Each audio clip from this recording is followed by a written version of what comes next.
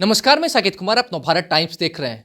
कांग्रेस कोटे से सांसद धीरज कुमार साहू के घर से 50, 100, 200 करोड़ नहीं बल्कि 353 करोड़ रुपए नगद मिलते हैं। आईटी की छापेमारी में झारखंड और उड़ीसा में जो छापेमारी होती है उसमें इतनी बड़ी रकम आईटी को हाथ लगती है। वैसे में चिराग पासवान हो या फिर भाजपा के नेता हो, वो लगातार सवाल पूछ रहे कांग्रेस से कि आखिरकार इतना पैसा कहां से आया। हमारे साथ बातचीत करने के लिए कांग्रेस एमएलसी समीर सिंह है।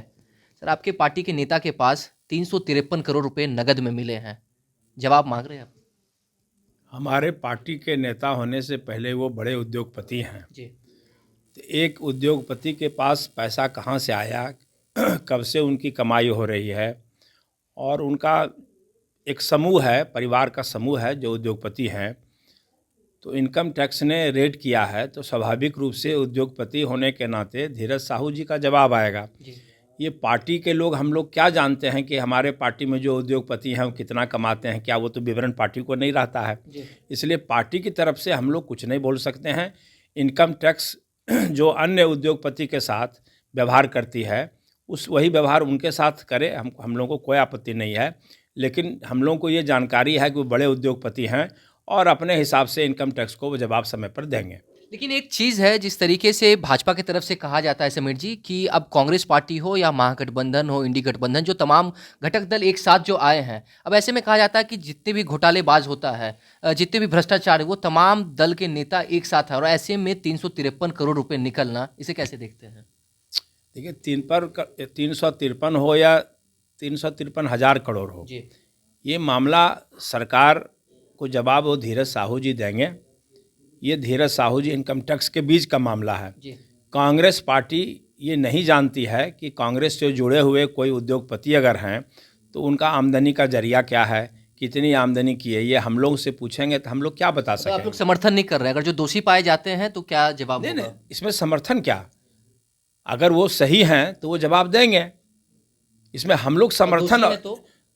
नहीं, दोषी हैं अगर हमको तो लगता है कि पहले उनको समय दिया जाए अपने को निर्दोष साबित करने का। अगर दोषी होंगे तो फिर उस समय हम लोग बयान देंगे कि क्या करना चाहिए। जी। हम लोग किसी दोषी के पक्ष में तो कभी हम लोग नहीं रहते हैं। जी। भारतीय जनता पार्टी भले रहती है, आज जितना उद्योगपति है, जितना लोग हैं गलत काम कर रहे हैं, सबका संरक्षण तो भारतीय जनता पार्टी, उन लोगों के रेड काहे नहीं होता है?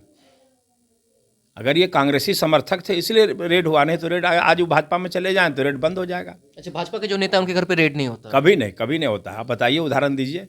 भारतीय जनता पार्टी का हम बहुत बड़े नेताओं का बताएंगे जिनके पास अरबों रुपया है और उसका कोई लेखा जोखा नहीं होगा, लेकिन उनके यहाँ तो छानबीन नहीं होता है। नाम बता दीजिए। अब नाम क्या बताएंगे, एक दो रहे तब तो नाम बताएं, सैकड़ों लोग ऐसे हैं। सबका लिस्ट भारतीय जनता पार्टी के पास है, सबसे चंदा आता है। जी। एक दो भी नाम बता दें। नहीं, अब एक जो नाम बताएंगे, पहले आडवाणी जी के घर पर छापा मरवा के देखें क्या होता है।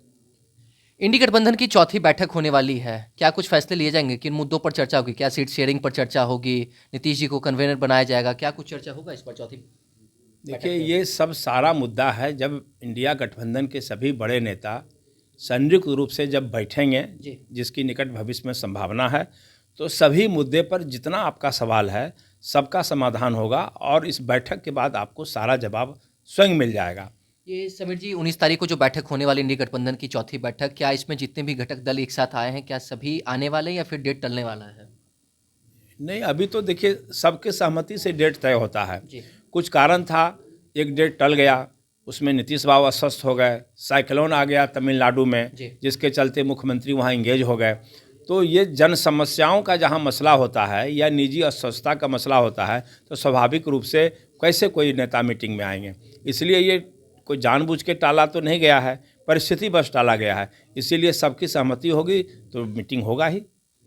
कांग्रेस की जो राज्य में जो चुनाव हुए थे विधानसभा के, उस पर हार हुई है, क्या इन सब विषयों पर भी चर्चा होगी? तमाम दल जो है, और सबसे बड़ा सवाल है सीट शेयरिंग को लेकर लगातार चर्चा चल रही है, क्या इस पर सहमति बनेगी सभी पार्टियों की? देखिए, जो हार का सवाल है 3 राज्यों में, वो हम लोगों ने स्वीकार किया कि हमारी हार है। चूँकि गठबंधन के लोगों से हम लोगों ने उसमें सहयोग नहीं लिया था, कारण जो भी रहे, ये गलती मानते हैं? तो हम लोग जो है सो कांग्रेस पार्टी के लोग आपस में विचार करेंगे कि किन बिंदु पर हमारी हार हुई है, कौन सा कारण था, उस कारण को ढूंढेंगे और उसका समाधान करेंगे। ये हम लोग का आंतरिक विषय है, इसलिए इसमें इंडिया गठबंधन में इस पर कोई विचार नहीं होगा। देखिए, कांग्रेस कोटे से आने वाले राज्यसभा सांसद के घर पर 353 करोड़ रुपए निकलते हैं। ऐसे में चिराग पासवान हो या भाजपा के नेता लगातार सवाल कर रहे हैं, लेकिन समीर सिंह का साफ तौर से कहना है कि पहले उनको समय देना जाना चाहिए, समय दे, उसके बाद आईटी को जो जवाब मिलेगा, अगर दोषी पाए जाएंगे तो फिर पार्टी इसके ऊपर अपना जवाब देगी। साथ ही साथ 19 तारीख को इंडी गठबंधन की चौथी बैठक होने वाली है और इस बैठक में कई चीज़ों पर फैसला हो सकता है, जैसे कि सीट शेयरिंग को लेकर, कौन कितने सीटों पर चुनाव लड़ेगा, नीतीश कुमार को क्या कन्वेनर बनाया जाता है, और भी कई ऐसे मसले हैं। जो 3 राज्यों में चुनाव हुए थे, कांग्रेस की उसमें हार हुई है, उस पर भी विचार विमर्श किया जाएगा। तमाम चीज़ों का जवाब समीर सिंह ने दिया। इसी तरह की तमाम खबरों के साथ नवभारत टाइम्स के साथ बने रहे। पटना से साकेत कुमार।